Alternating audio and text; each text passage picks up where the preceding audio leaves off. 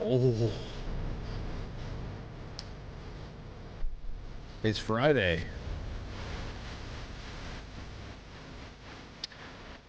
It's Friday.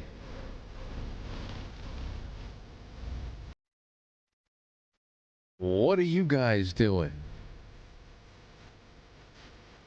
Just about 7 o'clock p.m. on the East Coast, and we have a nice show for you tonight.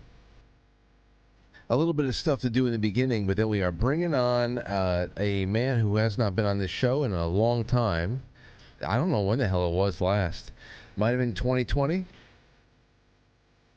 John DeSouza, retired FBI paranormal investigator. We're going to talk with him about some interesting work that he's doing on or has done with the upcoming release, the latest Missing 411 installment, the UFO Connection. So, of course, it has a lot to do with national forests, national parks, strange things in the woods. And we're going to be doing more of that in the second half when John is off the show and we start taking some of your calls and reading from the strange things we've seen in the woods thread that was built up on the forum. But before that, we have some crazy stories from the Pelosi household and some other things. So we better get to it, shall we? All right.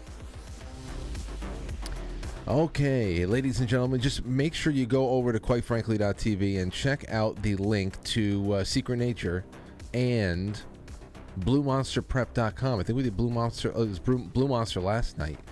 Secret Nature tonight. Right? I think so. Yeah. Anyway, both of them. I forgot who I did last night. I forgot which one of them I plugged last night. So, go and check out both of our wonderful sponsors. I try to keep this even keel throughout the week. So, Blue Monster Prep and Secret Nature CBD. You take your Secret Nature CBD to relax while you are buying all your prepping needs. You're checking off all your prepping boxes because it's stressful as it is. But you're going to feel great when you have all the prepping stuff done, and you're going to feel great because you were token up on some good, organic, fine cultivated CBD flower. So that's what you do. Go to the affiliates page. Use promo code FRANKLY for everything. At the beginning of the week, I have a couple of more great things to announce there, including the arrival of Quite Frankly Coffee. The first generation, because we will be tinkering with the blend along the way and holiday tastes and roasts and all that stuff. But it is here. I saw the packaging and all that stuff, so it'll be a good time to start hunkering down and brewing some coffee straight from us, well, and our friends at Nordic Coffee Company. So, all right, where do we go now, ladies and gentlemen? We are going right into our grab bag, which is where most of our stuff is going to be. All of our off-topic stuff is going to be here right now. I wanted to get into the Twitter thing first. Now, I think it's Twitter, first one up. Yeah, this was last night, the last couple of minutes of the last night's show. We were getting all of the headlines in about the Twitter deal being done. In the beginning of the show, I said it's going to happen any hour, meaning I thought it was going to be today because everybody said that the deal was going to be done on Friday, and it was done by 3/4 of the way through the 7 o'clock show. And here it is.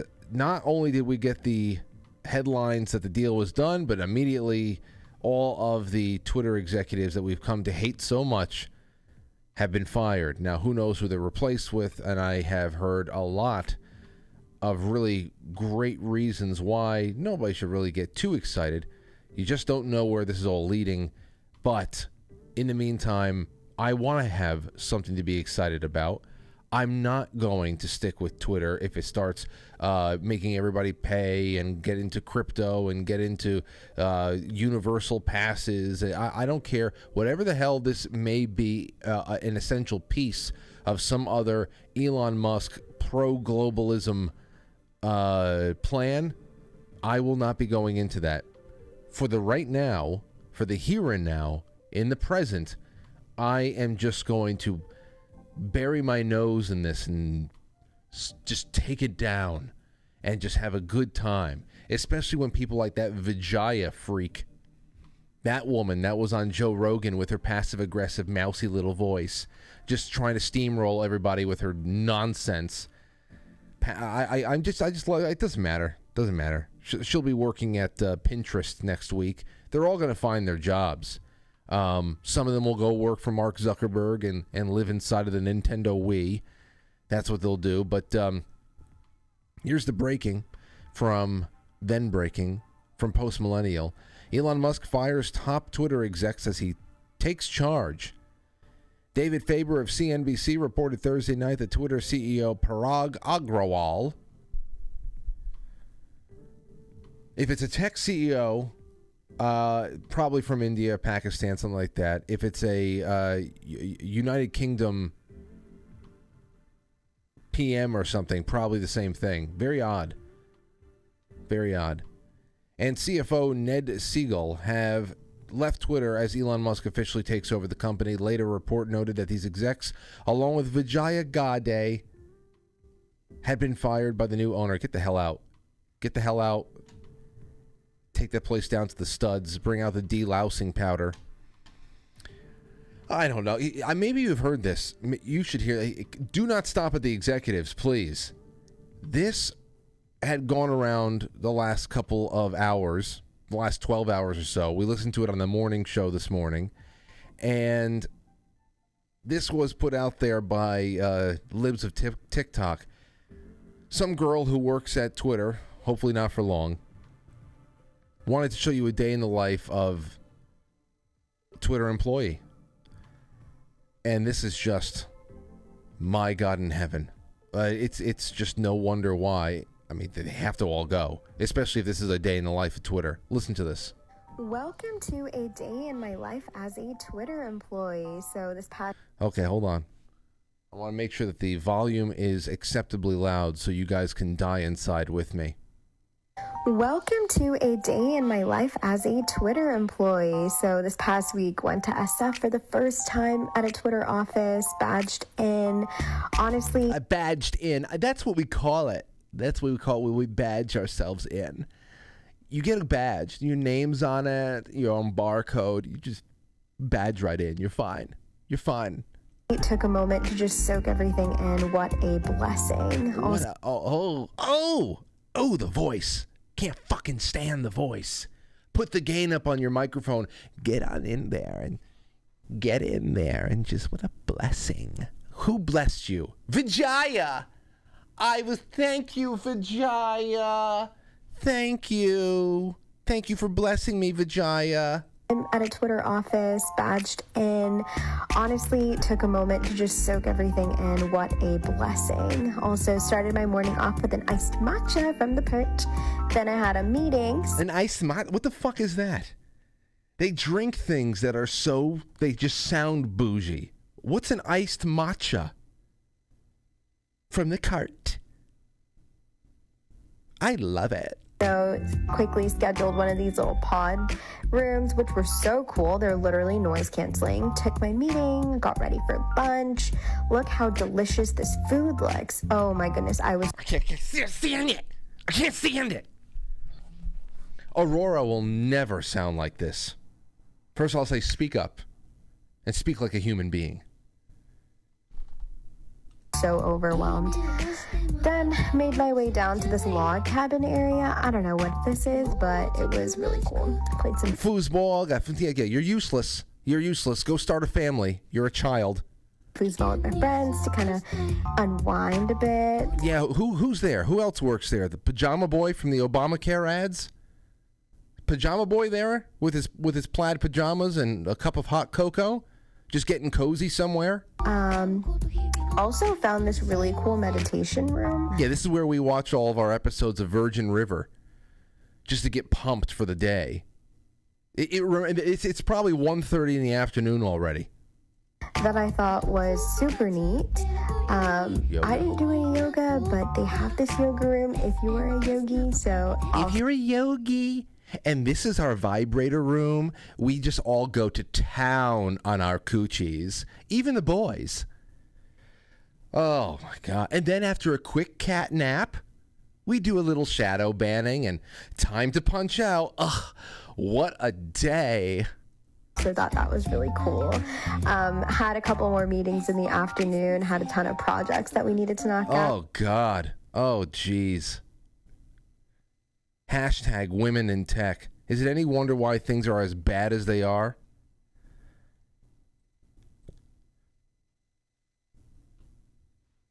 Now, AT's daughter is going to ask him, does Frank hate women?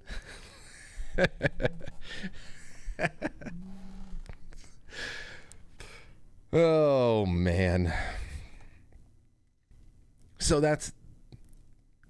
Just get rid of them all.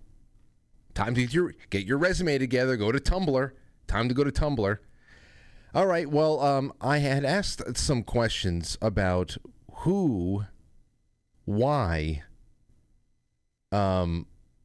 was this John Fetterman guy actually doing this? Why was he staying? Who is keeping him in the race? Why was he staying in the race? Why couldn't they find anybody else in Pennsylvania?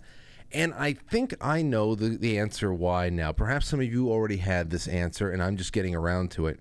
Because when I woke up this morning, I saw this three-way call that his wife, Giselle Barreto Fetterman, was on. Wife of Senate candidate John Fetterman. Goes on to say that swimming is racist because children of color, obviously, they can't swim or something like that. Take a listen to this, and now... And while we did not want the mansion, that mansion came with a pool, and the pool I wanted. And the dream was to open this pool and make it a public pool, turn it into the people's pool, and ensure that... Up talk? Aurora, stop that. No, you sound like a seagull.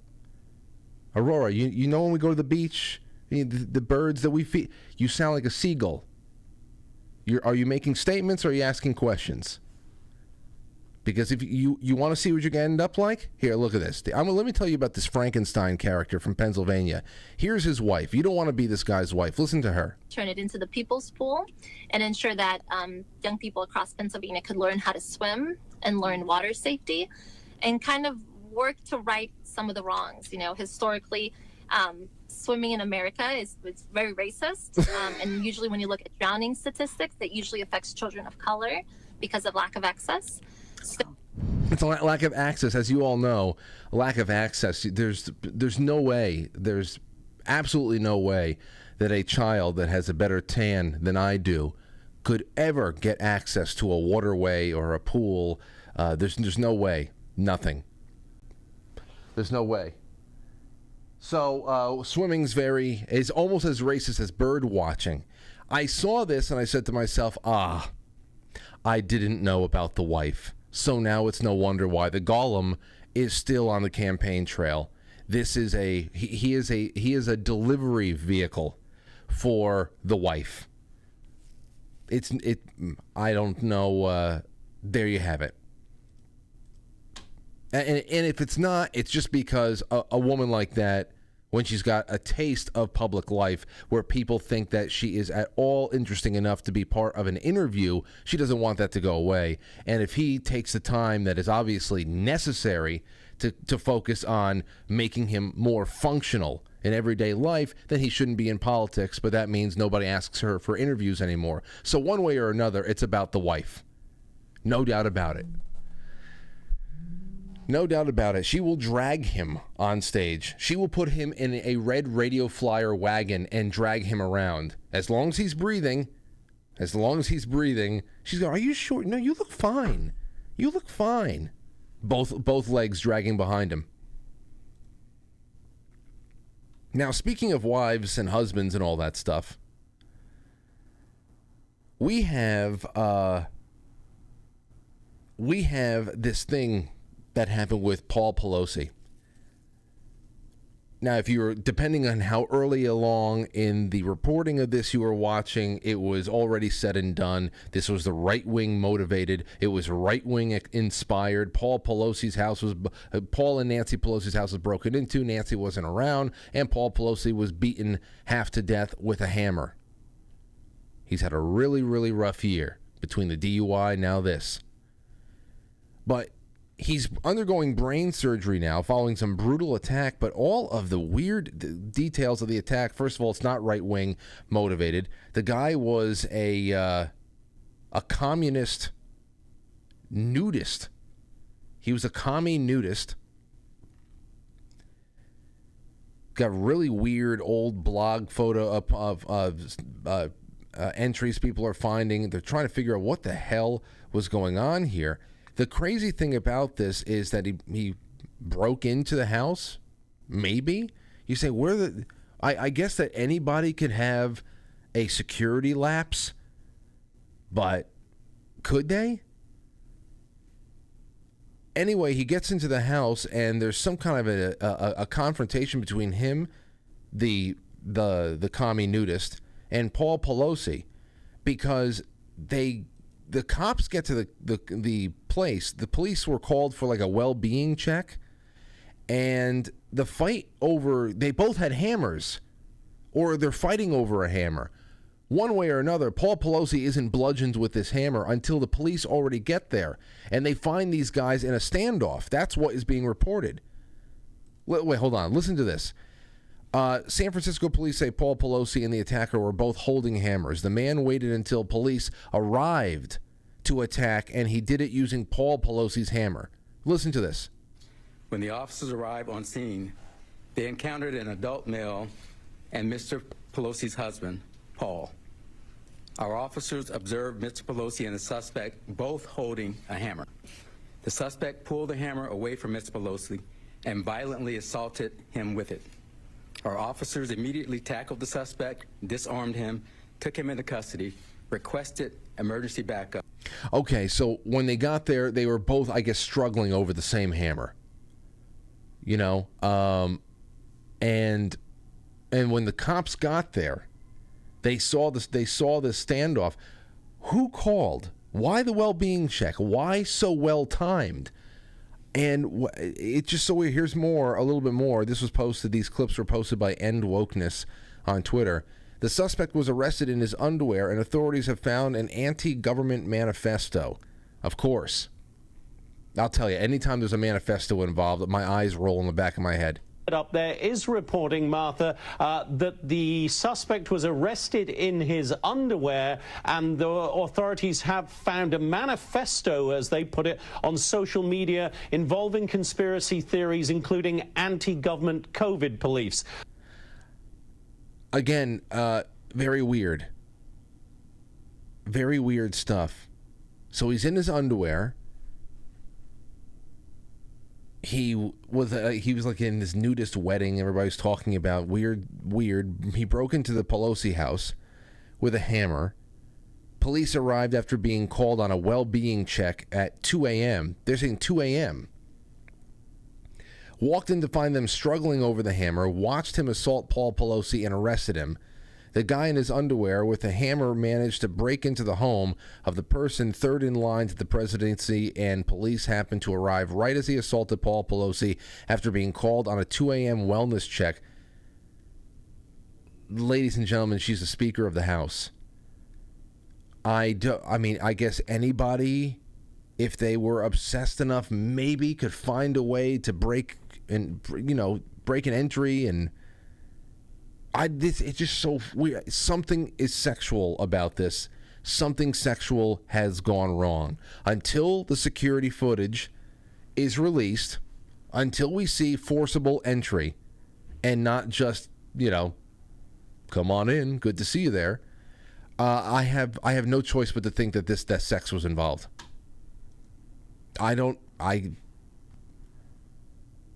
It's just so weird.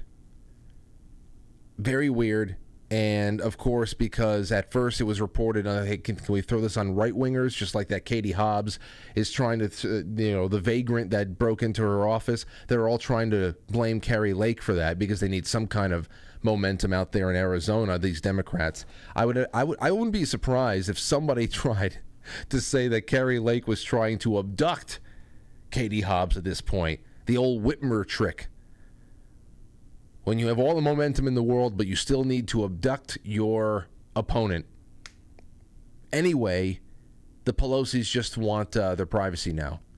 So there's that, and it makes no sense, and I guess we're just going to have to watch it. A lot of things don't make sense. We had Joe Biden being allowed to drive a sports car alone, on his own, past 110 miles an hour, for a Jay Leno skit? I don't think so. It makes no sense. Nothing about the last couple of weeks makes a lot of sense at all. But that's where we're at with that. So we're going to be done. Let's go and take a quick break. Open this show up. I want to do a little bit of your obese Disney movie names that came in, and then we're going to call up John DeSouza. All right? Don't go anywhere. We'll be right back.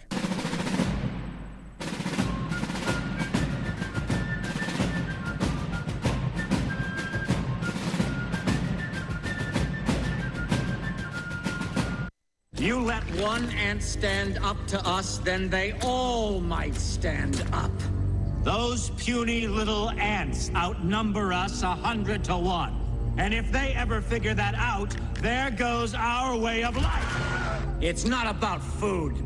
It's about keeping those ants in line. That's why we're going back. Does anybody else want to stay? Let's featuring our friend John DeSouza. Now, who is John DeSouza? Let me get up his short bio over here because it's been a while. Was an FBI agent working counterterrorism and paranormal cases for 25 years. He was also an attorney and maintained a top secret security clearance during his time in the U.S. government, also known as the X-Man. His collected true life X-Files that were used, he collected the true life X-Files that were used on the highly popular television show, especially those earlier seasons.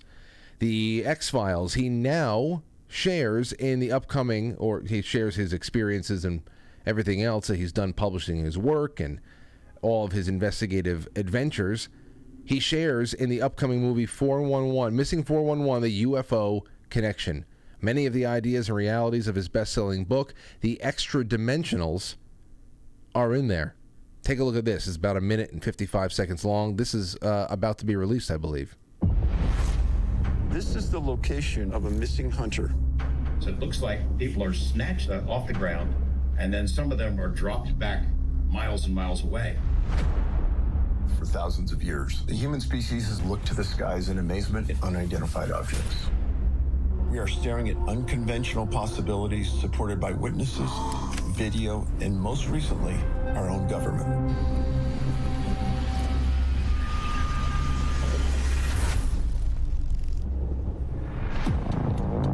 I have investigated hundreds of cases that push the limits of standard everyday police protocol.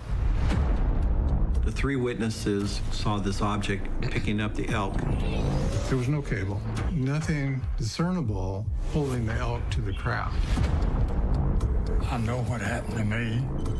It happened in 1974. Next thing I know, I was in this cubicle. In many stories, children are right there, and then the next second they're gone.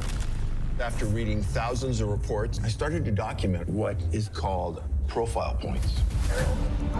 The #1 profile point is lack of scent trail. It was unusual that they had that many tracking dogs. I've never found a track. The more you hear, the stranger the story gets.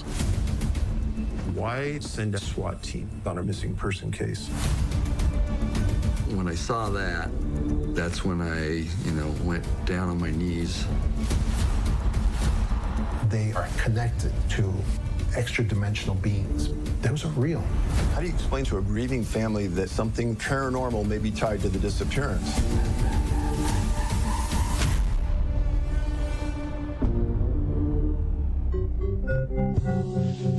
Oh boy. So let's bring him on then.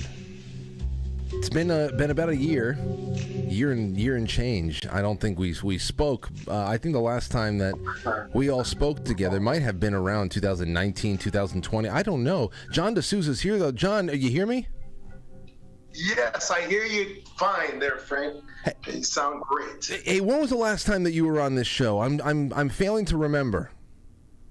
It had to be like a year and a half ago, I believe. Yeah, at least, man. And it's so good. It's so good to have you here, and I'm so excited to talk about what you got going on. This is a really exciting. I would say it's an exciting installment to the whole Missing 411 series, and because and we'll talk about why, at least on my end. But how did you get linked up with David? I want to hear all about this. David Paulides and I have been speaking for a long time. We've been consulting on investigations, especially this has to do with television productions that are also interested in his work and my work as well. So that also helped to get us together. However, also, it's just that David Paulides has been doing these movies for a long time. And this one, however, is historic because it is the first time that he has been involved where he actually admits and puts right up front that there is very possibly a paranormal cause involved with these missing persons cases. As he put in the title of this one, Missing 411, the UFO connection. That's a very sensitive thing to be doing. Yes. And it is something, it's very touchy because you're dealing with families here who are left behind, families who are still looking for this missing person. And so it becomes a very touchy thing to explain, to say to these families, hey, we're looking very possibly at a paranormal cause being connected to this. So it's something that we don't take lightly. We don't take it lightly because, and it's something that just, it has to be done. And that's why we made this movie as well, for people to see this. Well, I'm glad that you said that up front, because that is the biggest reason that I was excited about this, aside from knowing you, and I can't wait to I always wanted to talk to David Paulides, but this is just as awesome to see someone I know working with him and contributing to something that, as you said, historic, at least for Paulides' work, because he's gained a lot of respect for people for keeping speculation out of everything, and that has been staying away from speculation has as to what could be the driving force between or behind a lot of these extraordinary disappearances. That has been his trademark, just sticking to the facts there. The fact patterns were more than enough to paint a picture and to ask bigger questions there, but more and more he has included testimony from hunters, from campers, people who had seemingly supernatural experiences, and we can talk about those, and encounters with what could be described as non-human entities. But the vibe, John, that I have been getting from Missing 411 up until this point was that we were going in a direction of Bigfoot, Yeti, portals in the woods. So what fact patterns could you tell us about? What new fact patterns were the basis for this new chapter on UFOs in particular? Well, the fact pattern basically have to do with what I explain in the movie and what I explained in my... I explained it to David Paulides and to people in my book, The Extra Dimensionals, because all of this stuff appears to be directly connected to extra-dimensional realities, that there has to be some kind of non-physical reality involved in this. And I can give you a quick example. Yes. I mean, I have several stories also ready that are in the movie, but just to give you a real quick example, we have a case that happened in, of course, right on the outskirts of one of the national forests, where we had a husband and a wife who were with their 2-year-old, and they were physically on two. They were about 10 yards apart. The mother, the father. The 2-year-old goes forward and is just playing by themselves, running and jumping, and then circles around a pretty thick old tree, circles around this tree, and is out of sight for just a moment. And then the mother and the father kind of look at each other because the child went silent the moment went around this big tree trunk and just went, and there was no more sounds coming from there. And the mother and the father look at each other, they're outdoors, and they're just say, that's weird, it's a weird silence. Like, not only did the child go silent, but the birds and all the animals, all the natural forest sounds also went silent in that moment. So they both just got this creepy feeling, and as they're screaming for the child, they're getting louder and louder, and they're screaming for the child. They're saying, "There's no response, no response at all." And so they go forward, and they find that there's nothing there. They see the child's. They can even discern the child's footprints right up until they got to the other side of that tree. They see it, they go down, but the child, now they're really scared. Now they're screaming at the top of their lungs. They're looking up this tree, down the tree. They're thinking, how could this have gotten by both of them at the same time? They were both out there at the same time. They don't, and of course, then they called the authorities, state troopers, national, the park police, the park Department of Interior police, park rangers. They called everybody, and that one part right there about like I would say that sound escape, where everything is just drawn back. There is nothing. There's no breeze. There are no insects. There is no wildlife. It is just like you are inside of an insulated room. I have heard that over and over again. My whole question here is, when people hear UFOs, they're thinking something coming from the skies. They're thinking just the crafts themselves and whatnot. But up until this point, I was thinking a lot less X-Files and a lot more Twin Peaks.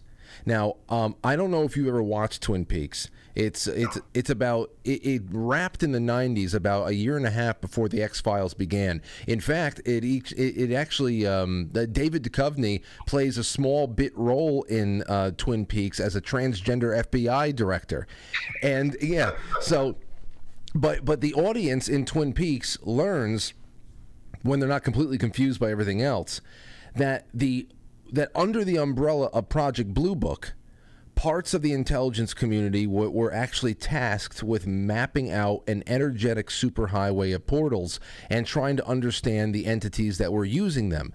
How much of that do you believe is really going on, and what conditions are necessary for portals to open and close? Because I mean, that's what I feel like you're describing when you talk about these examples in the woods.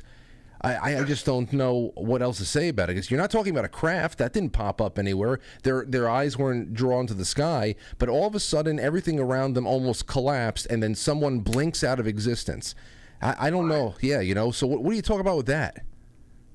And that's what I came to explain to Politis and to the audience of these movies, that once you get over that threshold of getting the dogs there, they go catch the scent of the child, and then they look all, and even the troopers, the National Parks Service people that were with them, even give the dogs the option to look up the tree at that point, to look if there's anything up there they want to follow, and the dogs sit. This is a profile point in all these cases. The dogs sit. Well, anybody who's ever worked with these dogs knows they never sit. If there's any scintilla of scent going anywhere, they never, ever sit. These dogs love doing their job. They love following the clues wherever they may lead. And if those clues lead off a cliff, those dogs will just march right off the cliff. That's just how they are. So it just shows that we have crossed that threshold when this child disappears. I mean, it can't even be like a thunderbird or a large eagle, because the flapping of wings that would take that child straight up physically would be so much commotion. It would be extremely noticeable. So it crosses the line into the paranormal, where there had to be a supernatural cause that made that child disappear. And that goes right into strange things in the woods, which is something that we're discussing today.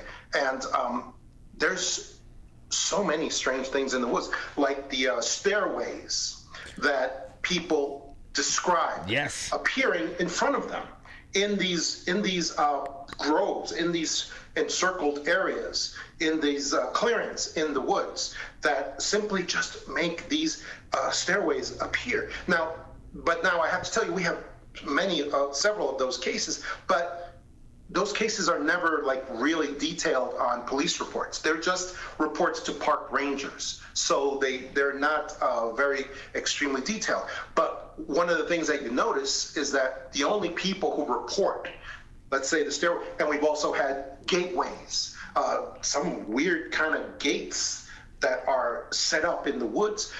We've also had people that see these giant mirrors that appear sort of like portals, and they've seen them in the woods. But the only people but we've never had a report of somebody that actually said, you know what, I went up those stairs and then I came back and here I am.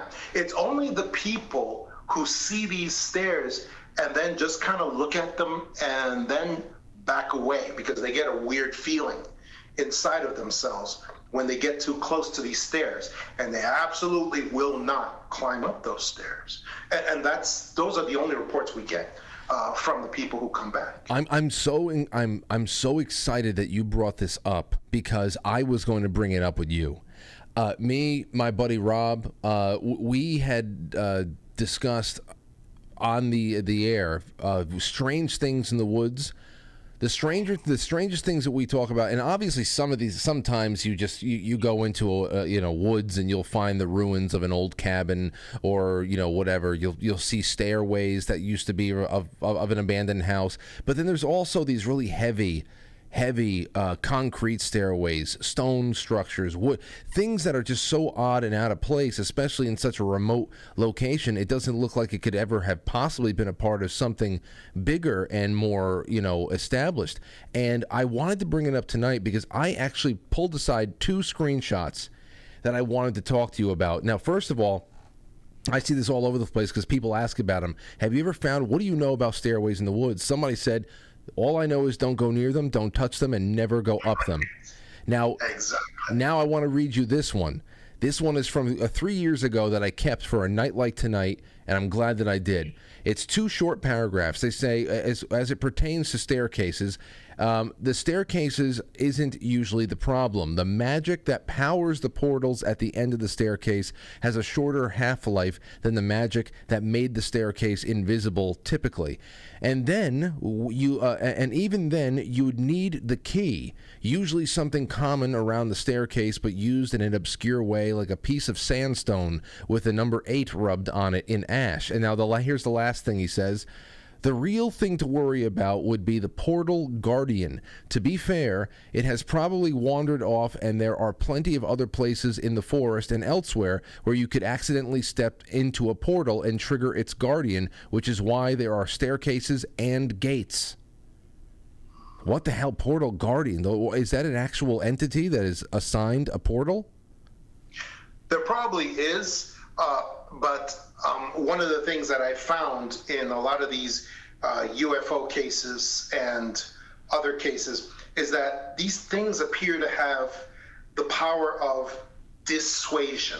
In other words, they have the power to make you feel on an intuitive level that you know what, I shouldn't mess with this. I shouldn't mess with this. I should leave it alone. That's one of the things we found when what was it? It was the Phoenix case, the Phoenix Lights, which included these giant black triangles. And this is from my book, The Extra Dimensionals, where you have these giant black triangles that appeared in 1996 and then again in 2008.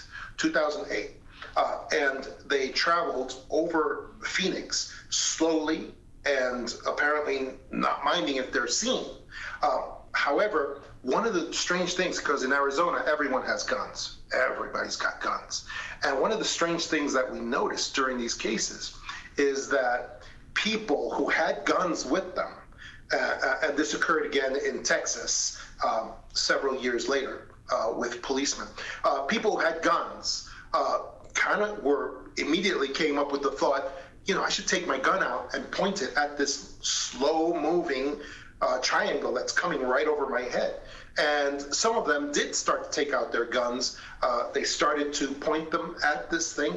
Some of them were even going to shoot at the thing, which you would expect in Arizona. Well, I would expect that in Arizona. But every one of these witnesses just got the thought that popped into their head that said, you know what, you shouldn't do that. Don't do that. Put your gun away. Put your gun away and do not do that. And they all put their guns away. In Texas, we even had a female police officer in Texas, I forget the name of the town, but who actually was confronted one of these large black triangles that was coming over her head.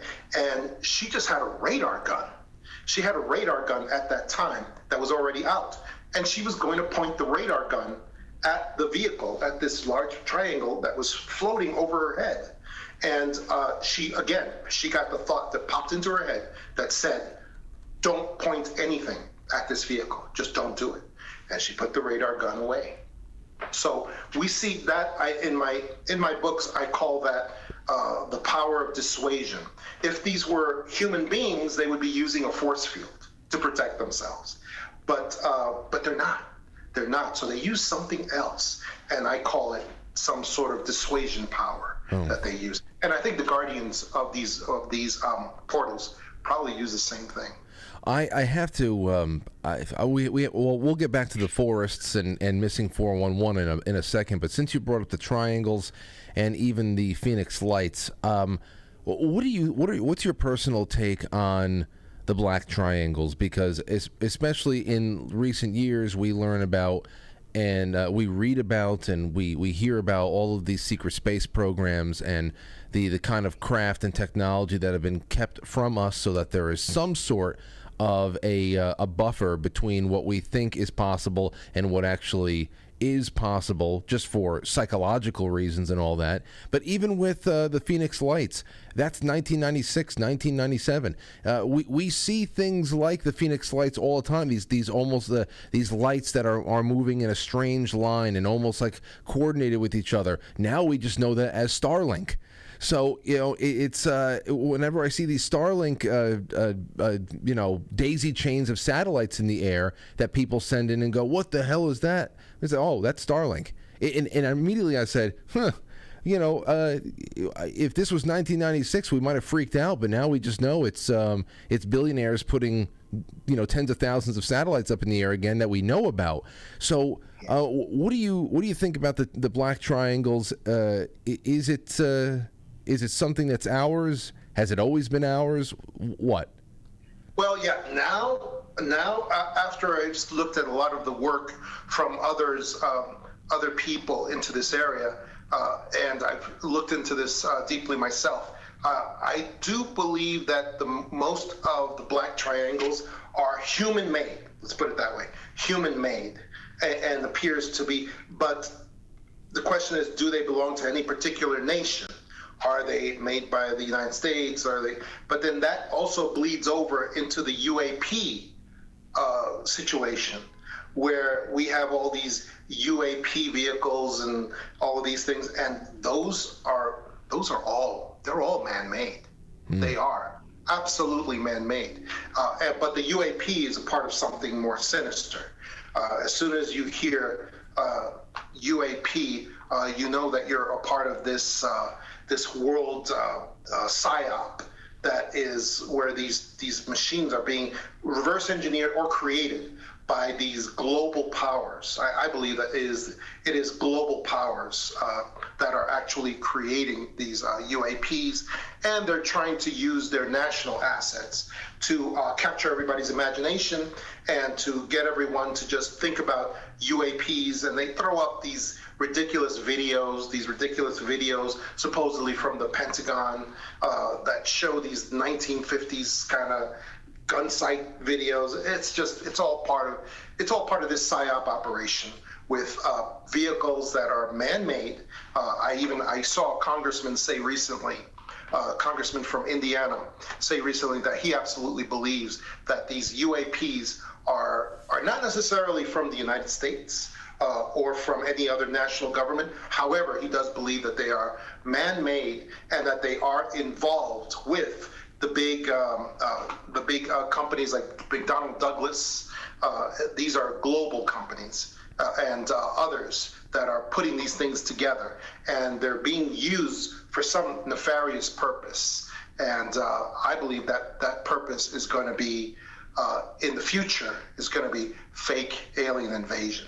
But that's a whole nother topic for another day. I can't wait to talk about that, because that's another favorite thing of mine to speculate about. In fact, that's what I thought that we might have gotten in 2020 at some point. I said, why? The only thing that we were missing in 2020 was an alien aspect.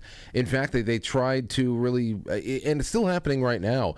The seriousness with which the once very sarcastic and mocking media are now reporting on strange things in the skies, unidentified objects that are swarming around naval crafts and all this other stuff. That in itself makes it very, very unpalatable to me, that the people in the media who once would just make crack jokes and all that stuff are now the ones leading the charge, and the serious questions that need to be asked. So that in itself, again, another time, but there is a link between what we were just talking about now and what we started with Missing 411, and that is if the UFO question is now being considered as a possible player in this very crazy and real missing persons rate in our national parks, then how much of it can we consider to be actually interdimensional and extraterrestrial in nature, and how much of it is just a human government program that just picks people off and I don't know. I mean, how much of this could be actually human done? That's aside from the portal, because I want to talk about portals a little bit more there too, and what is it about forests in general? Because I think that's probably where the truth really is lying. But as far as the UFO aspect here, how can we even try to get to the bottom of whether or not this is just human machinations or something that's extraterrestrial? Well, you can't really, because these even these reverse engineered human-made UAPs are using technology that is, again, it's tremendous technology, and they could possibly have the ability to make people disappear. However, if this is happening in the forests, I believe it is probably genuinely extra-dimensional vehicles that have capabilities that we cannot understand, unless we have to actually investigate the cases that show genuine extra-dimensional UFOs, so that we see how they operate, what do they do, what kind of capabilities they have, and then we can distinguish, so that when we see something happening like this UAP psychological operation that's been going on the last couple of years with the news services. I mean, as soon as you see something being blasted on Fox News or on CNN saying to you, hey, these could possibly be real UFOs, you know it's fake. You know it's fake. As soon as you see that, it's absolutely not true. However, in the forests, we appear to be seeing things appearing and disappearing that are incredibly capable of doing things that even the UAPs can't do. And and my first exposure to a missing persons case in the forest was of course Travis Walton. I was just going to bring him up. I'm glad you brought him up. In 1975, that was a missing persons case because in 1975 in Sitgraves, Arizona, for 5 days, we had the state troopers, the Arizona state troopers, the local sheriff, and the FBI sitting with 6 young men, grilling them on what they did with Travis Walton's body. Where did they hide it? Because this, as far as they were concerned, this was definitely a murder case. And they murdered this kid, and they hid his body somewhere where they can't find it because they searched up and down. They searched up and down that entire forest to see where did they hide Travis Walton's body, and nothing came up. So they kept on grilling these kids, and they also prepared an indictment. They prepared an indictment of these 6 young men for murder. And they were basically telling these young kids, hey, the first one to rat out the others, you'll get off. And when they were in the middle of doing this, Travis Walton appears.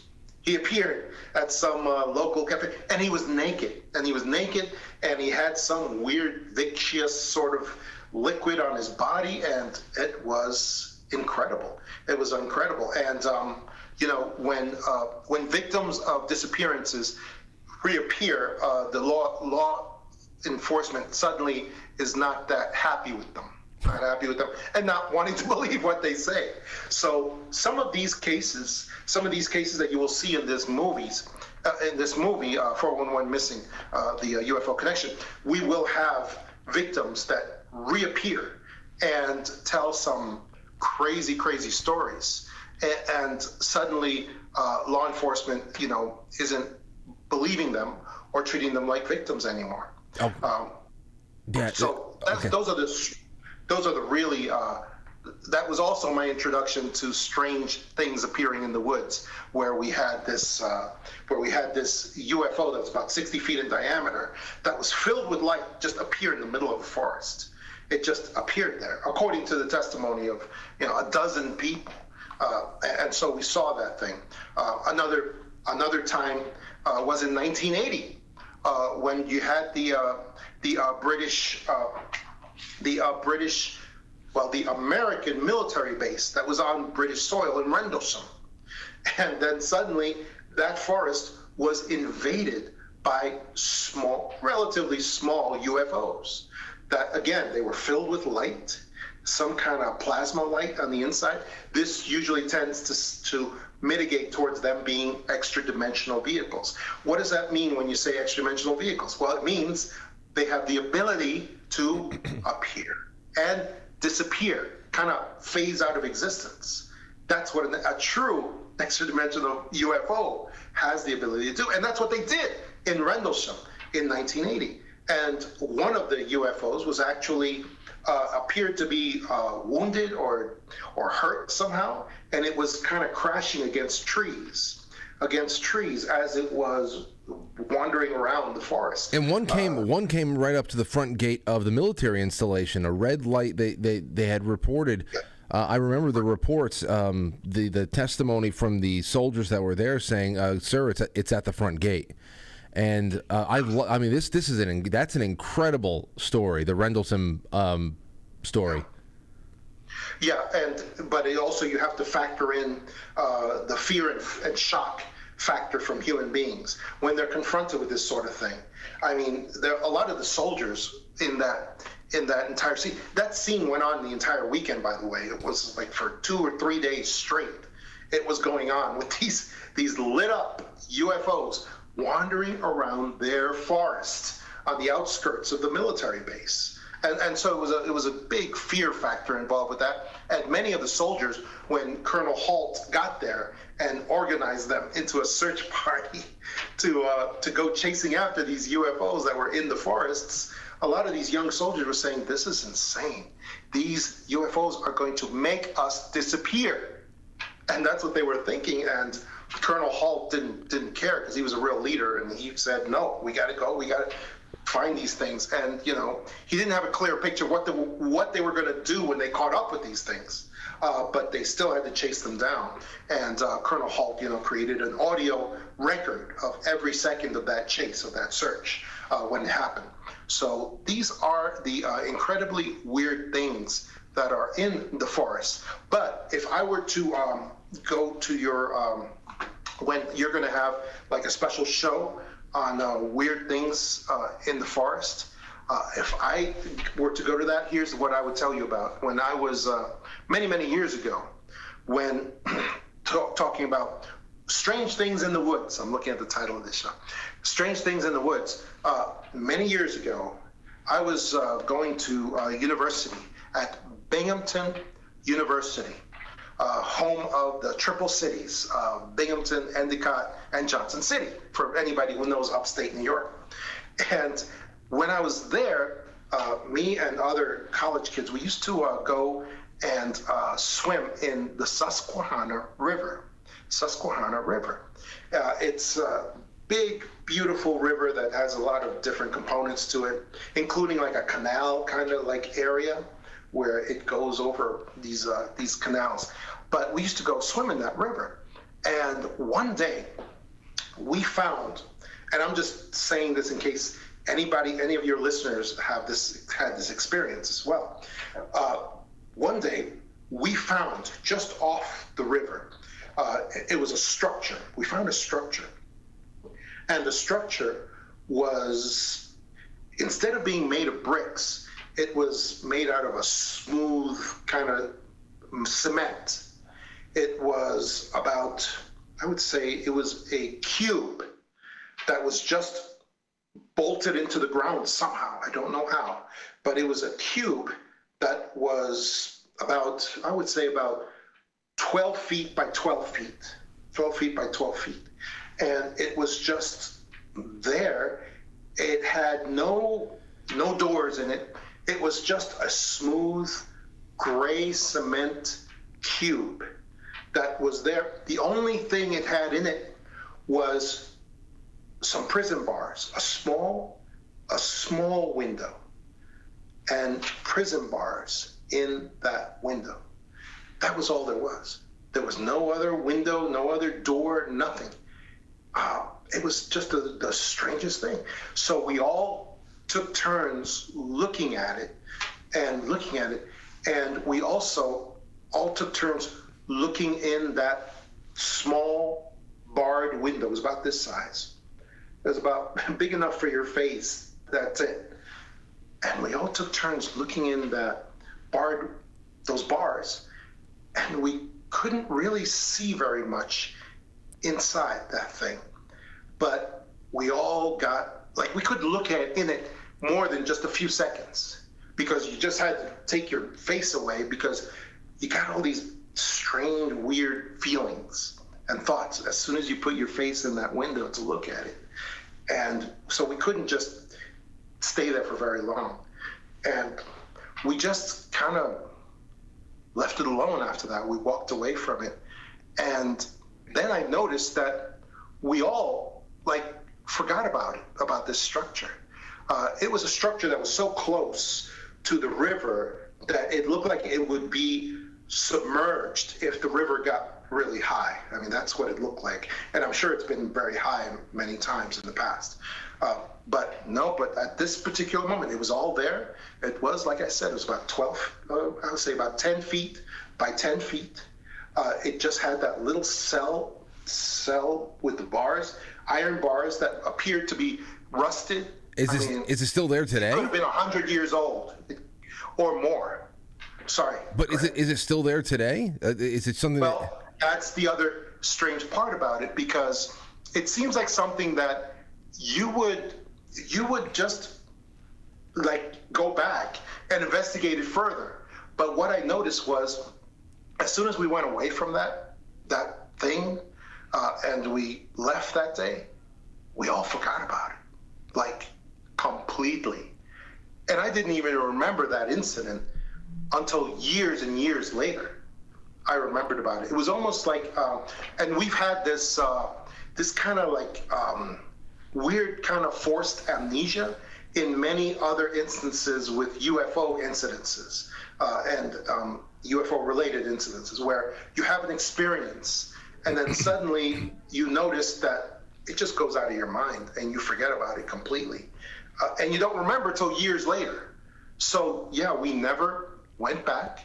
We never investigated further on it until, like I said, years later, we remembered that incident happened. Well, you know, I'm thinking about this here, and right before you brought up Travis Walton, I was saying to myself, I guess the bigger problem is that barely anyone comes back to actually tell the story about what was going on. If they've been whisked away by something in the sky, or if they go behind a tree. I mean, that especially now, being a father, I think about being, you know, out outdoors, but not in a place that is unsafe. And just to have my daughter walk 10 yards away and dip behind a tree, and that's it, as if, you know, something just had opened up and swallowed her whole. Because, but it was just a moment. You know, because in a moment, yeah, like I don't know. It's like you went through a doorway. That seems more like a doorway opened than a craft, you know, came down and picked up an entire ox whole. You know, yes, so exactly. my question is, it's always been, what is it about the forests? And it's not even just you know, because I have to imagine that there's got to be, is it that there's just certain types of unseen energy meridians that kind of map out the whole world, almost like a super highway of I don't know, portals and wormholes and whatnot, that we just don't understand what goes where. Is it has to do with the trees itself? Is it mineral deposits? I remember I was listening to the Pennyroyal podcast they were discussing all these weird things that were going on in this particular county in Kentucky. And when it came to things like this, disappearances and portals and odd creatures that would maybe use this portal as a doorway to you know, come and go as they please, I believe that the podcast hosts were suspecting that it was because there was such a high concentration of quartz crystal deposits all around the area. Maybe that that energized something. What is it about the forests that, you know, there's got to be something structurally about it? Let me see. Let me tell you this. I've gone through the same mental processes that you just described. And here's one of the things that I came up with all of these cases. Because we have the one profile point that appears consistently in all of these cases, whether you're talking about experienced hunters who know the forest up and down, they know it backwards and forwards, because they've been in it for many, many years, or experienced hikers who know the forest, again, backwards and forwards.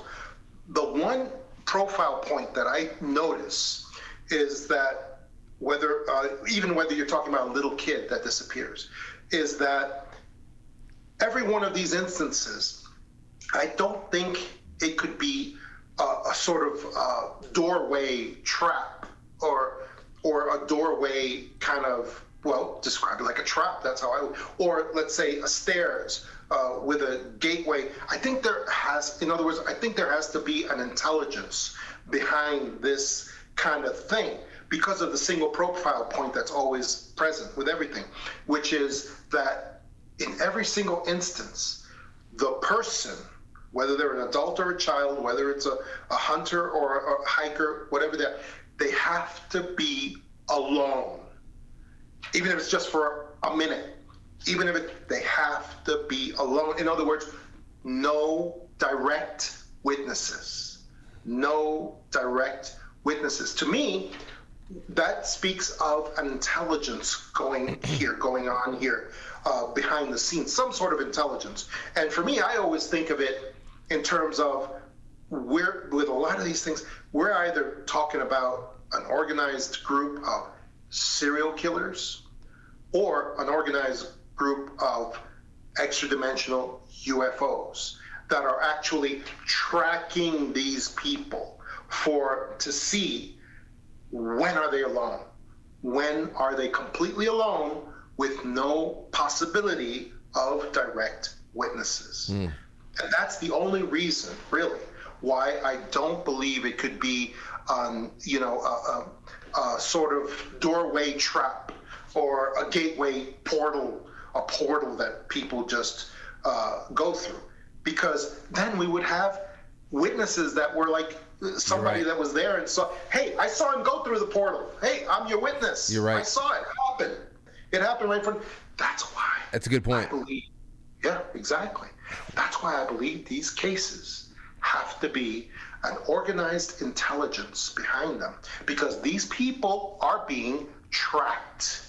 They are being tracked, and they're being watched for a minute, for when they are completely alone.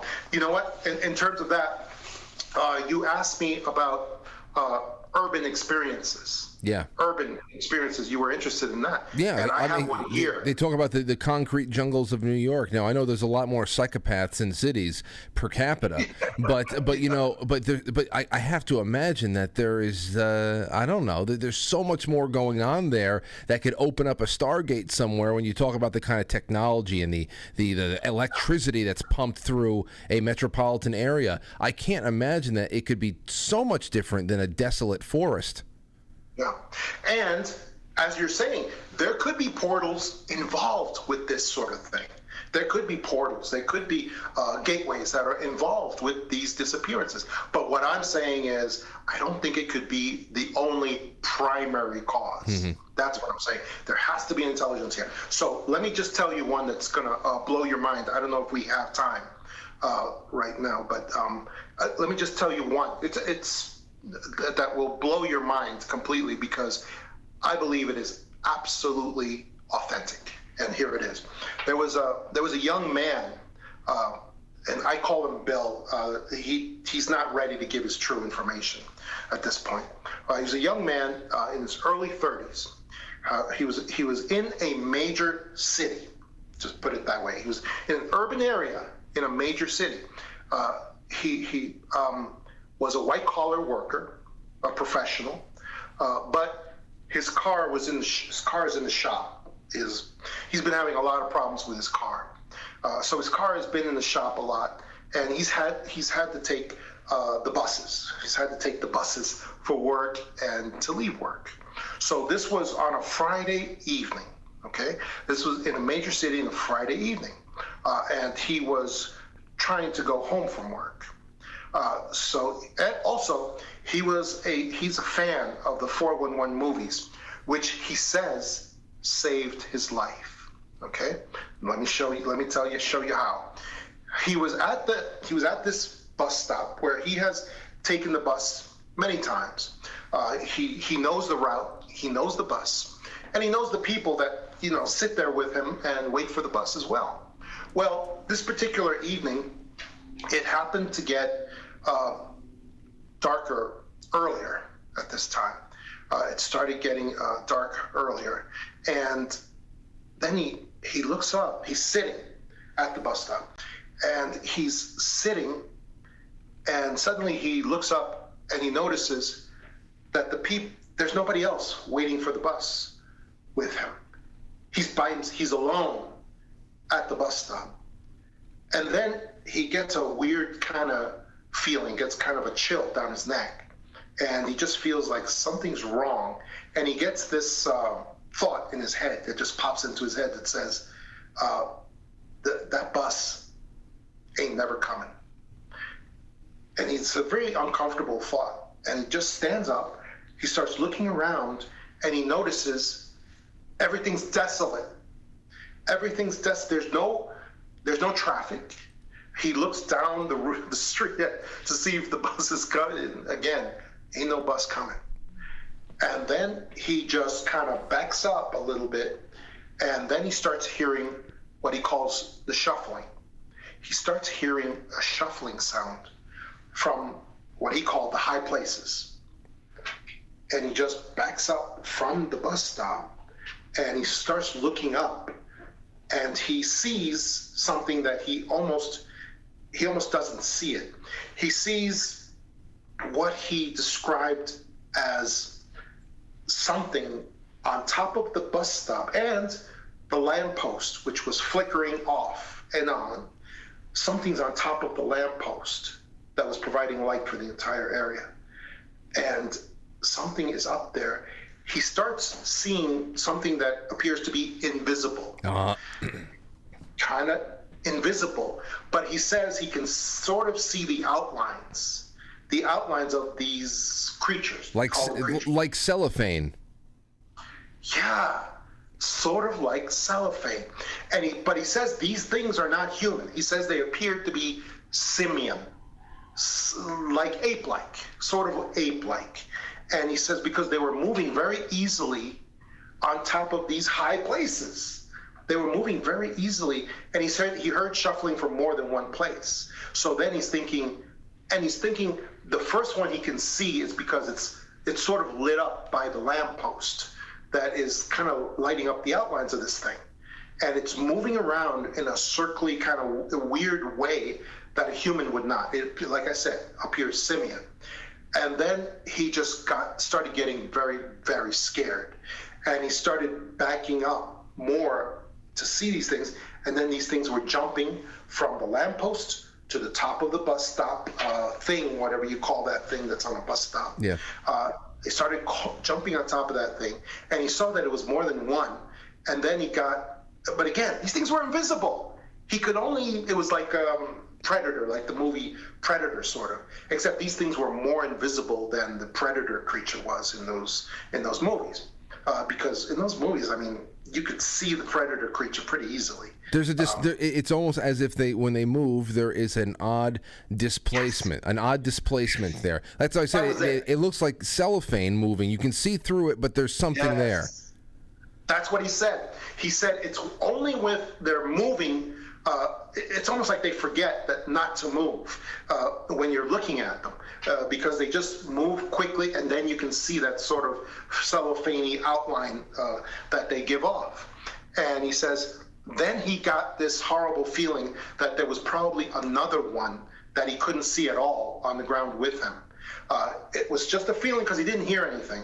And then he said he just felt the word in his head, run. And he did. He ran, and he actually ran. There was one car that was coming out in the highway where he was. And he intentionally ran right in front of that car, and the car just hit the brakes and almost smashed him in the head because he was falling over to try to escape from these things. And then the car stopped, and then the guy who was driving the car stuck his head out to yell at him, and to say, "Hey, you stupid idiot! What the hell are you doing?" And he just threw up his hands, and he started engaging the rider. He felt the words, "No witnesses, no witnesses." I don't know why. That's what he felt. And then the guy was yelling at him from his car. He rolled down his windows, yelling at him, like, "Hey, what's going?" And he started engaging the driver. He said, "Hey, I'm not hurt. I'm fine. I'm good. I'm really sorry about that. I'm just feeling a little dizzy, disoriented. That's why, I almost fell down in front of you. I'm really sorry." He just tried to keep the guy talking because he felt like if he could just get some witnesses or a witness from anything, that these things wouldn't take him. And sure enough, as he kept the guy talking, he was like, "No, I'm feeling fine. I'm not hurt at all. I'm just really sorry about, interrupting your day. I'm really," and then the guy was like, "Okay, well, are you sure you don't need a ride somewhere? You don't need a ride to the hospital?" He said, "No, I think I'll be fine. I think," and as he's finishing up with this guy, he's looking out of the corner of his eyes, and he sees these things. He thought he could see these things moving the opposite direction, moving away from him, and they were now gone beyond the light pole, the light of the light pole that was lighting them up a little bit, and he actually saw these things twinkle. He felt that they disappeared. And at that point, I have to imagine the soundscapes from the city returned back to where it was again. The silence was gone. Yes. And these things, he saw them going away from him at a rapid pace, and then he saw them kind of twinkle, because he felt like they were disappearing. And then he finally told the guy, "Yeah, I'm good, man. You just go ahead, go on your way, and I'm fine now. Thanks so much." So John, those things disappeared, and he says now that he got his car fixed, and he will never be at any bus stops ever again. Well, this is an example, as you said, of how, because this you can take that and you can almost like carbon lay it all over that last story from the woman. I think it was a woman who was hunting on her own, like maybe 5-acre property in Ohio or something like that. It's like one of the last stories told on Missing 411, The Hunted. Yes. When she's talking about the sound escape, all of a sudden there was nothing around, and then starting to see almost like this translucent figure swinging from tree to tree, coming toward her and barely escaping. Now, here's the last thing I want to ask you, because I know we're pressed for time now. Skinwalker Ranch. This is a situation this is what I think about when I hear these stories, and I think about what we're talking about tonight. This is one of those hot spots, Skinwalker Ranch in particular, that people love to discuss, where all of the most popular aspects of the UFO phenomenon, from the lights in the sky to strange cattle mutilation and all that stuff, are combined with the patterns that we have learned about exclusively with Missing 411 over the years, namely time and spatial displacement, strange translucent cellophane-like creatures, all this stuff combined into like one petri dish example of things happening on this one strip of land. That is something we got to talk about one day, because, like I said, all of these most popular aspects of these things, of these stories and these studies, it's like they come together and they join in that one spot. It's another reason why I'm so excited to hear about what is in this latest installment of Missing 411 with you inside of it, because it's almost going to, you think about what David Paulides reports on from the get-go, to add your work on top of it is almost as if you were taking the entire country as a Skinwalker Ranch incident. You're expanding it beyond the point of that one ranch, and now we're getting all these aspects in one. I can't wait to see the balance of it all. Oh, absolutely. And that's what I'm here to explain to people as far as about extra dimensionality. It's that's the reason why whenever you take this paranormal phenomena and you throw it into the terrible acid vat of scientific inquiry, it's always going to fail. It's always going to fail, because all of these phenomena, all of these things have a quality of extra dimensionality to it, which means coming from another dimension of reality, and they can go back there too.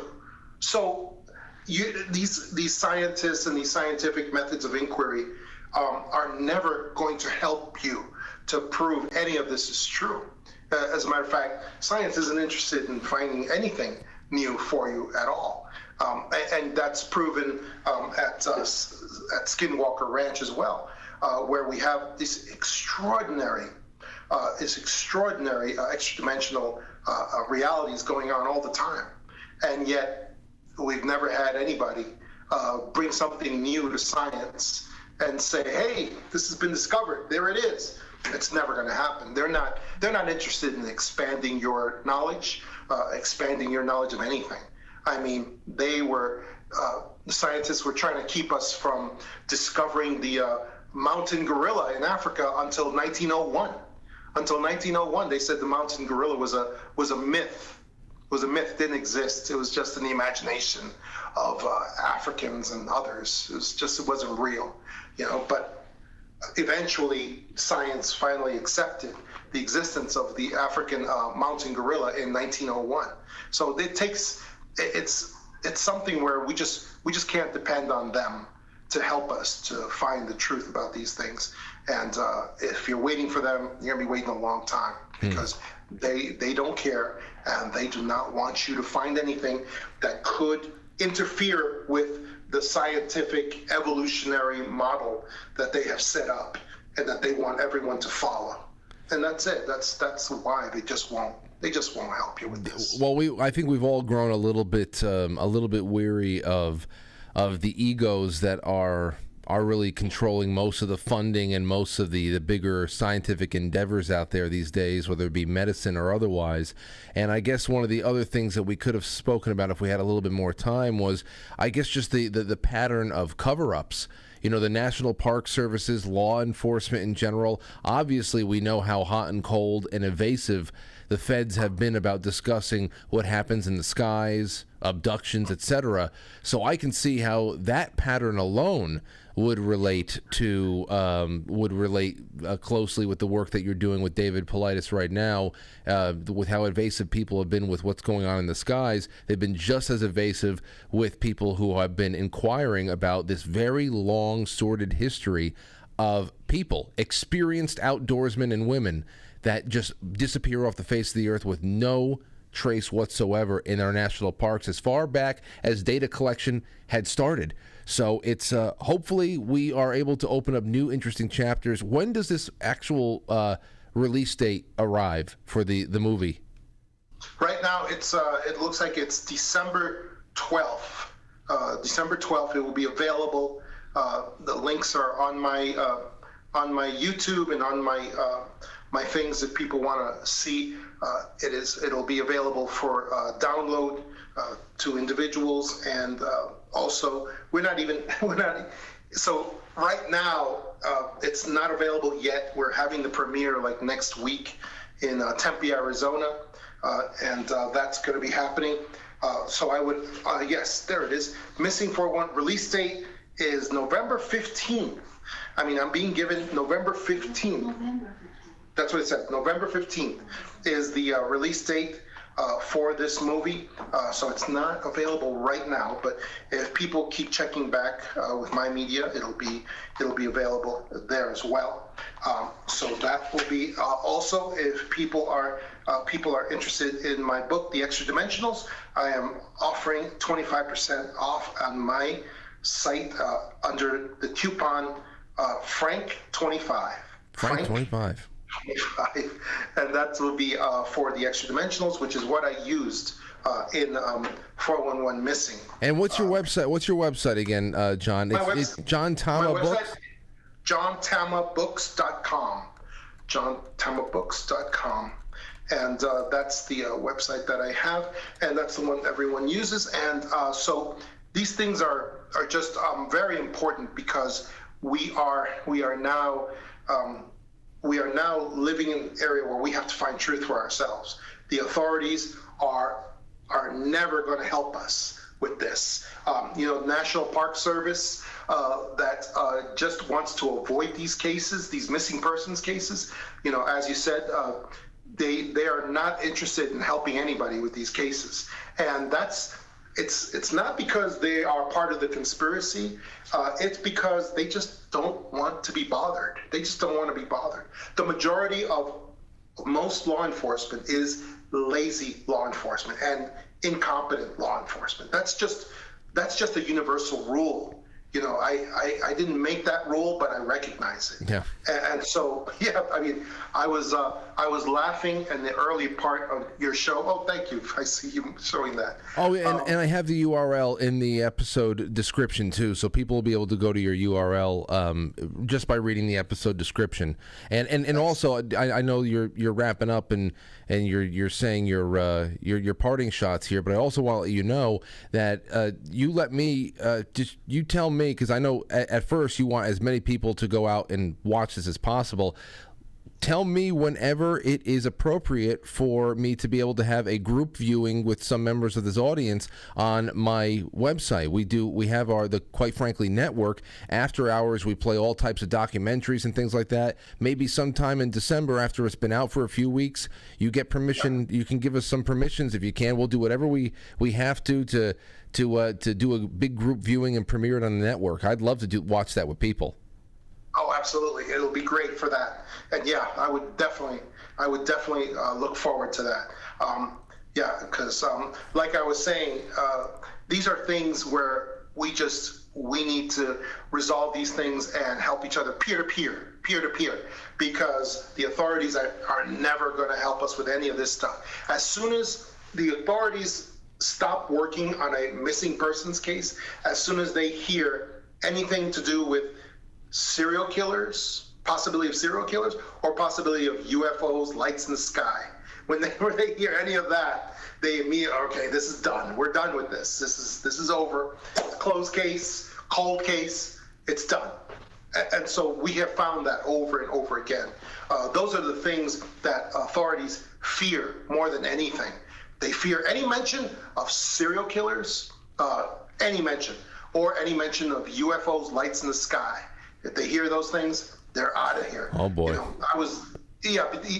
I was laughing in the earlier part of your show when you were talking about these fake crime scenes that are being used now by Katie Hobbs, and Pelosi as well. It's just incredible. When in doubt, when you're losing everything, just create a Jussie Smollett.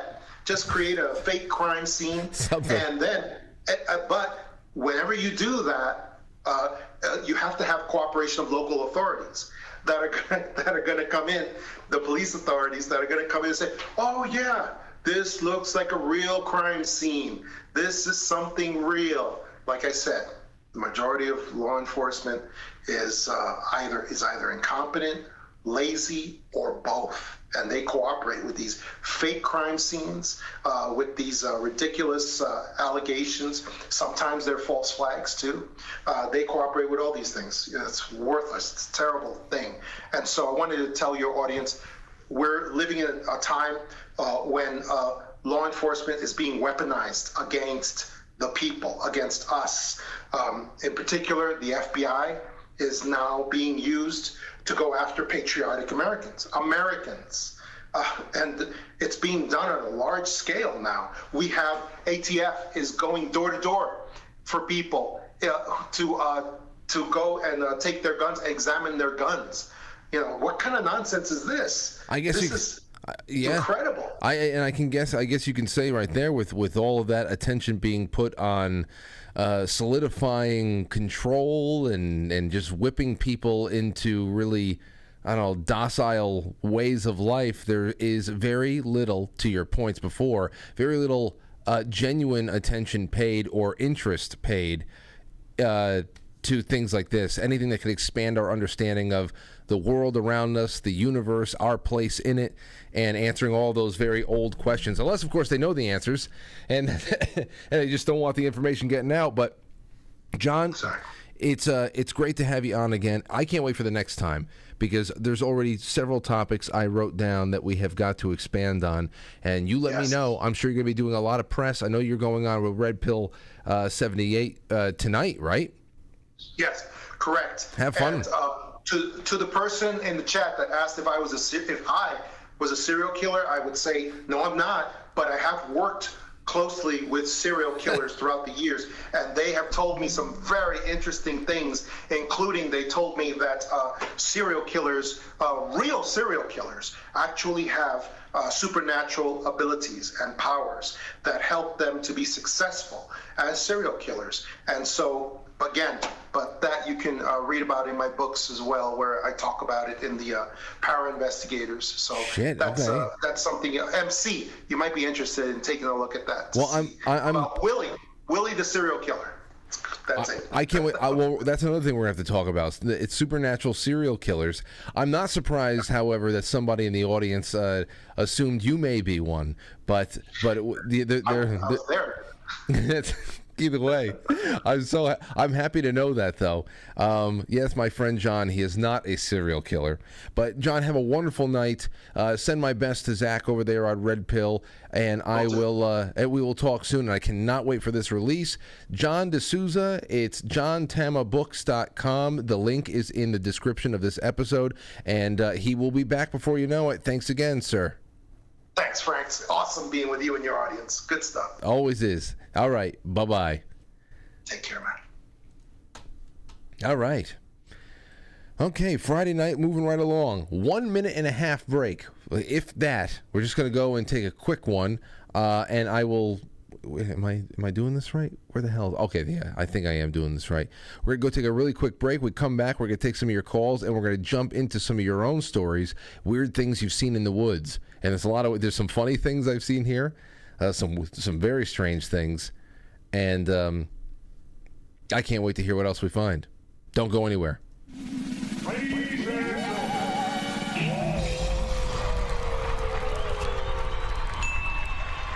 Welcome to Intermittent. Quite frankly. Quite frankly. Quite frankly. Quite frankly. Quite frankly. Quite frankly. Quite frankly. Quite frankly. Quite frankly.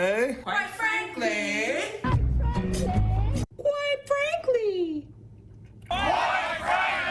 Quite frankly. Quite frankly. Quite frankly.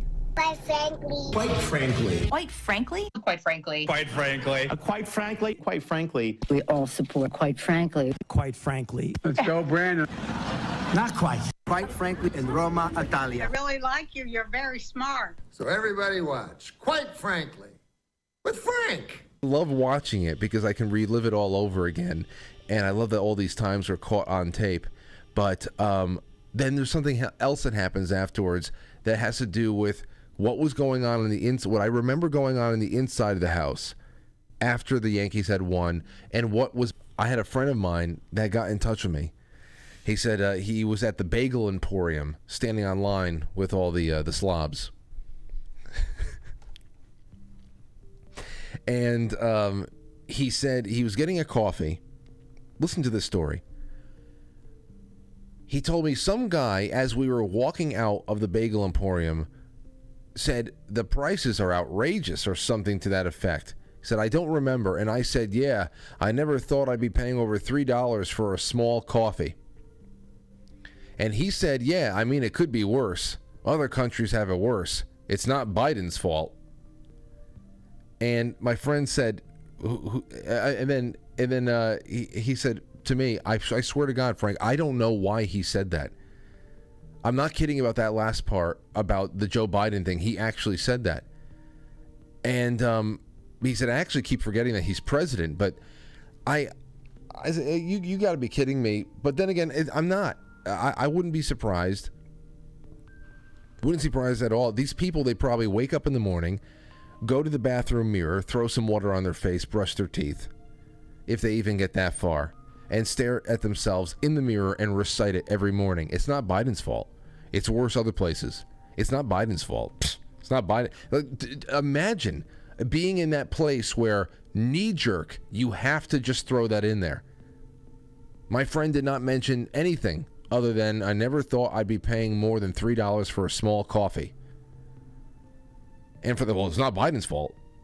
Wow. The ingestibles, frozen casserole. The Lion King size. This is great. Good job. Good job, everybody. 20,000 calories under the belly.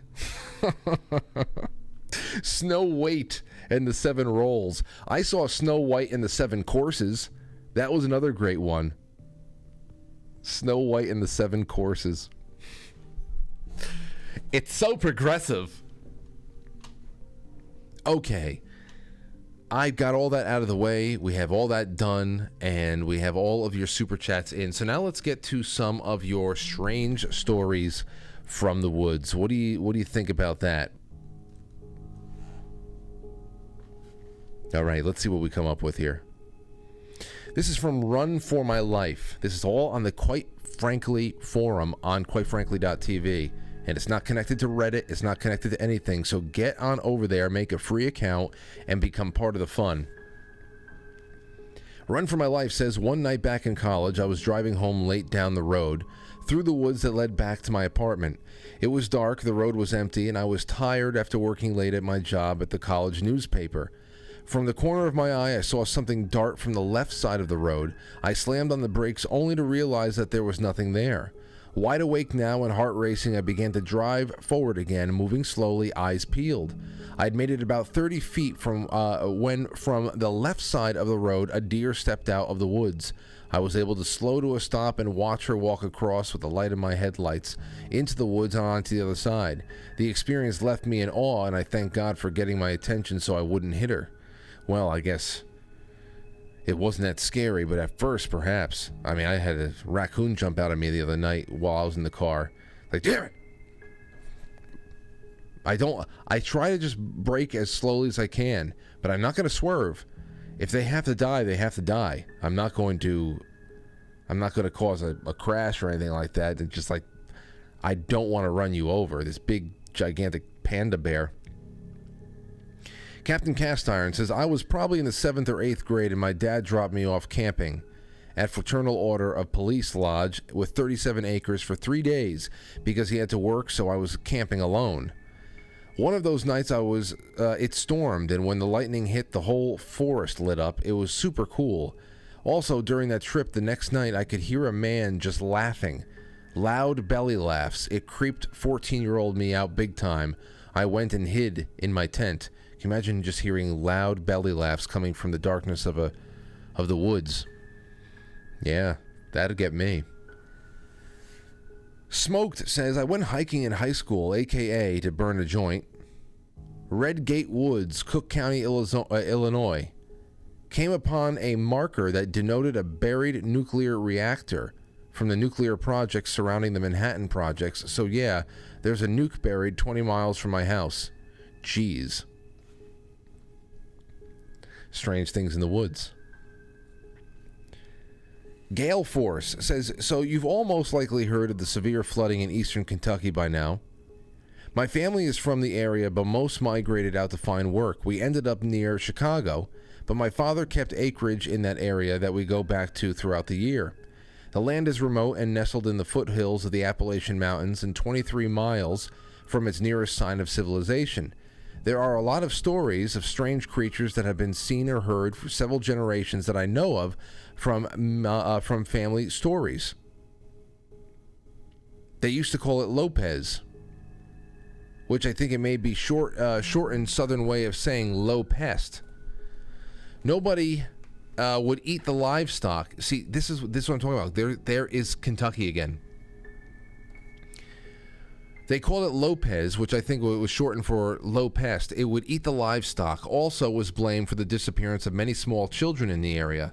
Nobody hangs out after dark there. Nobody. Of course, my nephew refers to it as Lopez the Beaner in the woods.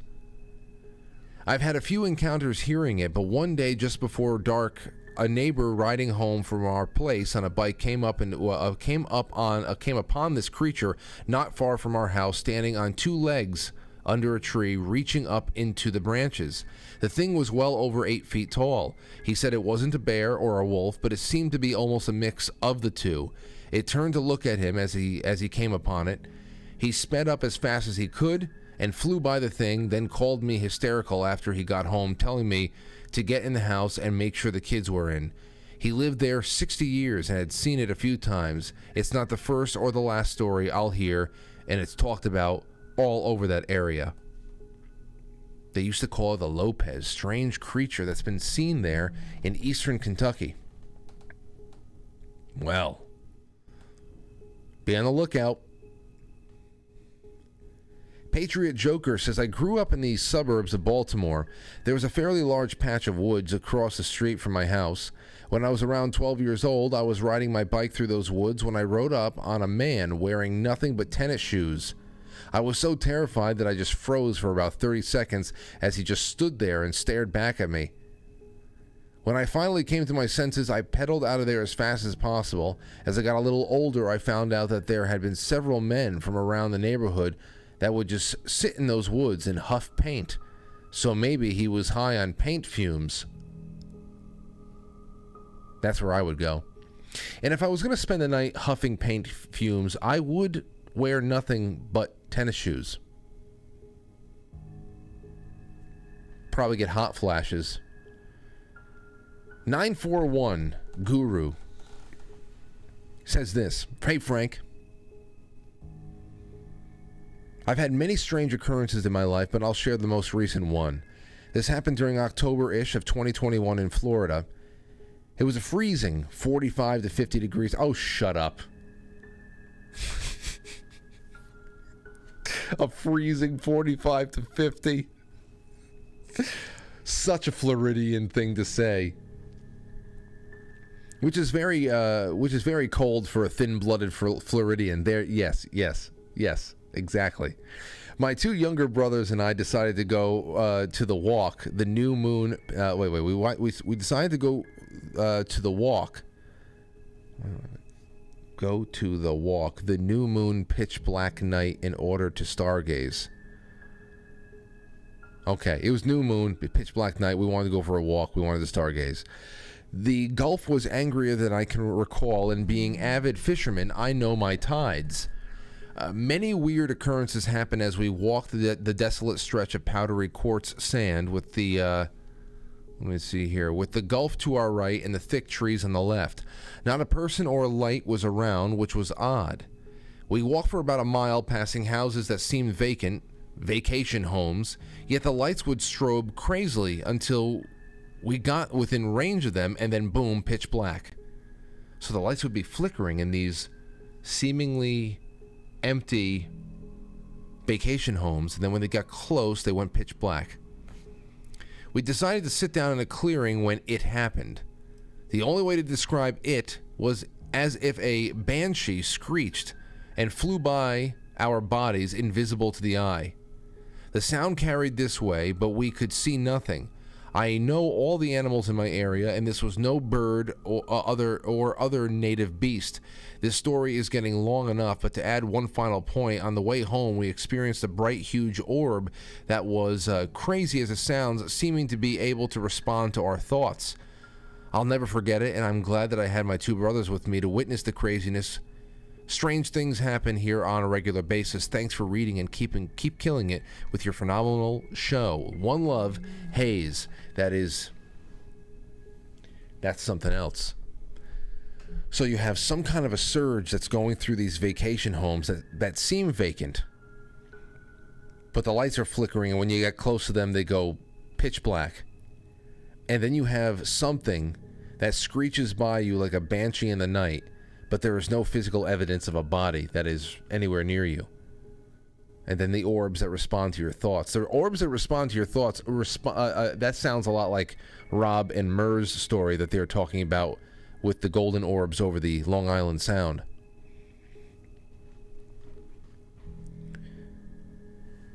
Snark Dragon says, Ghost Indians. Ghost Indians. Ambiguous shadows with no physical genesis and orbs. I got a picture of one and orbs in the other. Ghost Indians. Here's one. I submitted this on behalf of somebody. I got a special wilderness permit to go into an area in the mountains in California where they hadn't allowed foot traffic in 20 years. There were no trails. It was myself and two other Marines, and we did it in exchange for seeing if there was a rare kind of trout in the streams up there.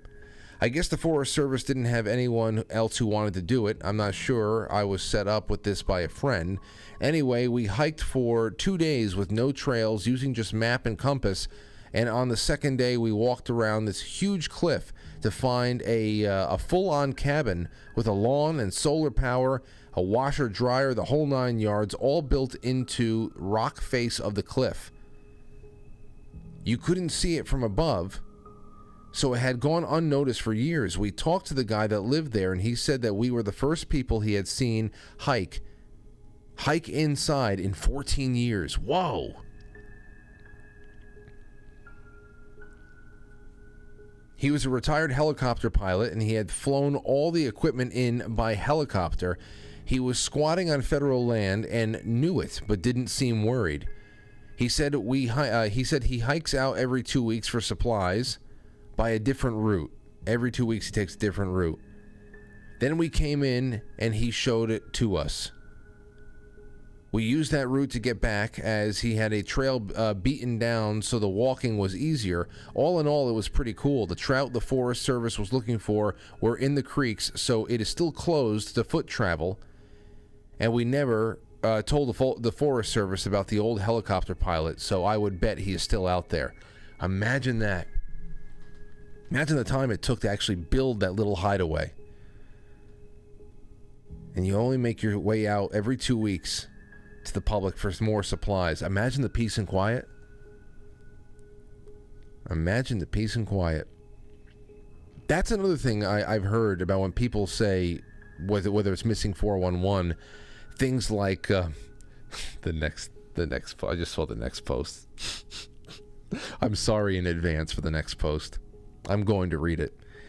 When people talk about the Yeti / Bigfoot component of this, where could they be? Where could they possibly be hiding? There's a lot of places in California that human feet have never reached. The density of some of those woods, some of it are protected heavily by the feds, but others is just things that have not been trod upon since the natives. We're talking hundreds of years. That's how thick, and that's how big some of these areas are. Everybody talks about overpopulation. There is no such thing. At least not now. Here's another submission about strange things you saw in the woods. Frank, I saw a dude taking a shit in the woods. The interesting part was the length of the turd. It ran from his ass. It ran from his ass to the ground in one long shit rope.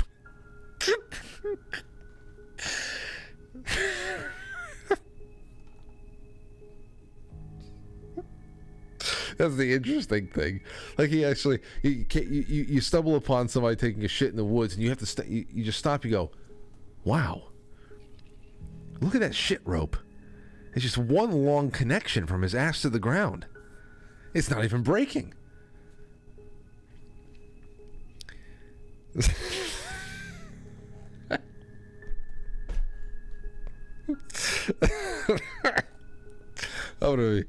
Oh boy. I love little things like that. All right, what do we have? 8:59. How many more do we have? Well, okay. Well, you know what? I'll remember the shit rope one. I'll remember the shit rope, and that'll be my bookend. Because it's 8:59, and there's more here. You can go read it. It's pinned to the top of the forum. On quitefrankly.tv. You can go and add to it still, read more. I'm going to try to find a way to get some of these in. Perhaps I will mix these into the creepy stories. On Monday night, we'll get both of these threads completed in one way, shape, or form. And since we only have a very short call to take on Monday night, an astro reading with Robert Phoenix, most of the show is going to be reading your stories, taking your calls, reading your stories, taking your calls, and that'll be our Halloween. And I'll have a good, and of course, you know, if something's big is happening around the world, we'll talk about that as well. But yes, tomorrow night, ladies and gentlemen, remember, 10 p.m., we will be live here from the studio, me, my father, I don't know who else. My cousin Sherry might stop by, but it's going to be mainly my father and I sitting down, playing the movie Spookies, and we're going to be getting behind the scenes production stories and then just ripping it apart and having fun at its expense. Everybody else on the internet is. Every year I see a new movie podcast that sits down, watches Spookies, and picks apart all the weird nonsensical things that took what would be a classic, really well done horror film and turned it into the most odd, incomprehensible, incoherent thing you'd ever think, which has actually made it classic now, all these years later, how incoherent the storyline is. And you'll know why after tomorrow. So that's what we're going to be doing for the Saturday night. I hope that we have most of you here. And then we'll play that movie in full, uninterrupted, along with other picks of mine on Sunday night, the 30th. So you guys and gals have been great. Let me just make sure I didn't miss anybody in the Super Chats. Tangerine, thank you. Vader and Rain. Oh, that's all done. So there you go. I'm releasing the scratching over there on Foxhole. Remember, at some point tonight, you will see me interrupt the Foxhole programming from my Twitch perch, as we're going to play some spooky Halloween-related video games late at night. Just me and the guys, and I think you'll like it. And one last go around with, quite frankly, superchat.com. Dooku Dan, Davey Crockpot, The Love Chug, Make Mine Supersized, Song of the Mouth instead of Song of the South, Carlos, a.k.a. the Latin King of Hollywood, says, hey, Frank, it's Carlos Carreras. This is a guy I've gotten emails from for years now. I'm surprised he's never called in before. It's Carlos Carreras. Finally able to interact live. I'm fighting through being canceled in Hollywood. Announcement soon. I had a thought. Is there connection between Germans being the most missing and Nazi alien in Antarctica? DNA links to some of the old scientists? I don't know. This phenomenon goes way back beyond before World War II. But would love to hear about Carlos's story one day. Albert Frederick says, make it a great day because the world don't give a shit either way. Man, what an exciting time we're living in. I would not want it any other way. I mean, what else do I have to do anyway? All the cool kids still hang out on Twitch, just saying. Well, you Twitch people, I'll be there with you soon. Well, I got to go home. I got to make myself this T-bone that I defrosted and some tomato salad, and when I'm done with that, then we'll get launched. That's probably around 11 o'clock. But my window is about to close in 54 minutes, so I got to get out of here. I really do. Thank you guys, one and all. Guys and gals, you have been wonderful to me again for an entire week. Thank you, John DeSouza, and all my other fantastic guests. I'll see you soon. I'll catch you on the flip side.